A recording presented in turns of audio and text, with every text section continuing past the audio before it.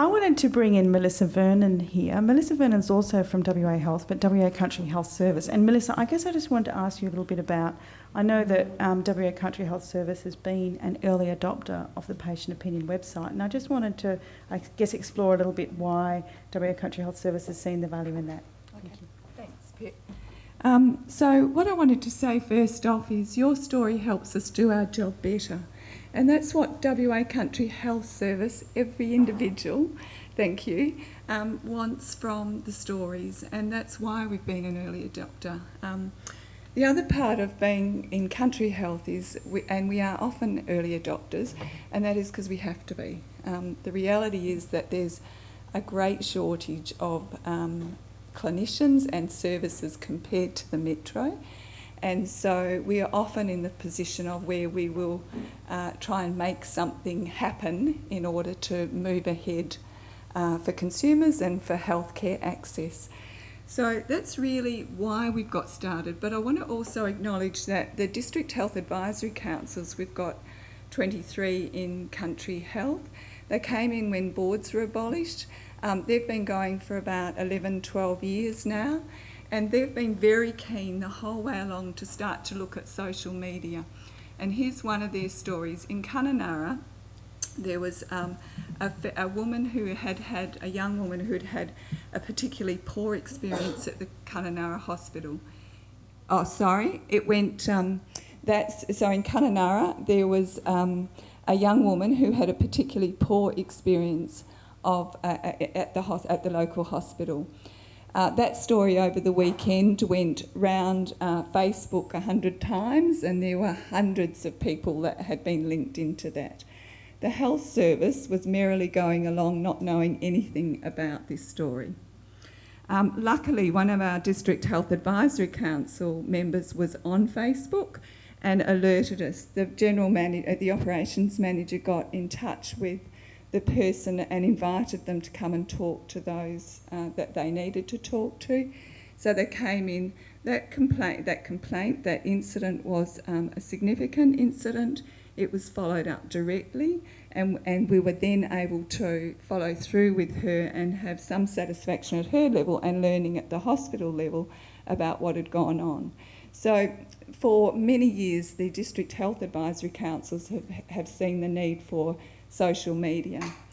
So that really is around why we went into patient opinion, because it gave us the opportunity to get into social media without all the restrictions of a health department and a bureaucracy. And it also provided the opportunity, as Michael has said, around open disclosure, if you like, open conversation that's monitored but is open to all. So what's the experience so far? And the experience so far is that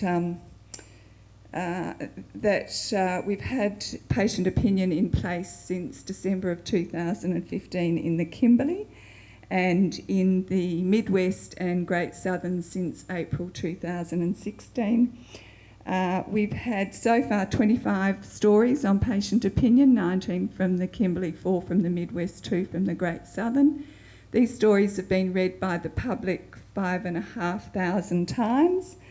68% of the stories are positive compliments, 20% are what they term minimally critical, but they are complaints that need to be followed through, with 3 stories being of a stronger complaint criticality nature.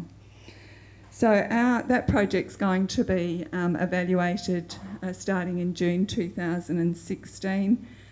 What we have is regional leads, and they're responsible for coordinating patient opinion. They work very closely with our District Health Advisory Councils, and they're really promoting it and getting everyone involved in the promotion of patient opinion. The whole take-up of patient opinion is obviously dependent on how well we're able to engage with everyone, get that message out and get people knowing about it and invite them into the patient opinion conversation. So that's where we're going. What I will say at the more general level is Michael met with Perth Children's Hospital CEO yesterday, and then the Director General and our WACS CEO this morning, just before we came here. They're very positive about it. They're starting to look at it for Perth Children's Hospital. The Director General has indicated for Perth, for the metropolitan hospitals and health services, that clearly that's their responsibility. He's supportive. It needs now each of those health services to understand it and to become involved, and has requested that Pip and I talk to some of those health services so that they're across what we're doing, can follow it and pick this up in the future. So, but this is really, and I will go back to it because Michael certainly does say it frequently, your story helps us do our job better. Thank you. Thanks again, Melissa. And so I just want to clarify, what we're talking about here about the health department adopting patient opinion means that they become, that they get connected in with patient opinion and can respond much more quickly. As consumers, you can access this website right now. You do not need the health department to have signed up for it. It's just that, obviously, it's that whole partnership principle. If we're all working on this together, then you get a better outcome. And patient opinion has proven in places where it has been adopted, like WA Country Health Services. And for our viewers in the country, you probably know it as WACS Health Service, but not everybody understands that WACS means WA Country Health Service. But essentially, and as Melissa says, Country is so often an early adopter, but it's really a partnership between the consumer and the health service around feedback.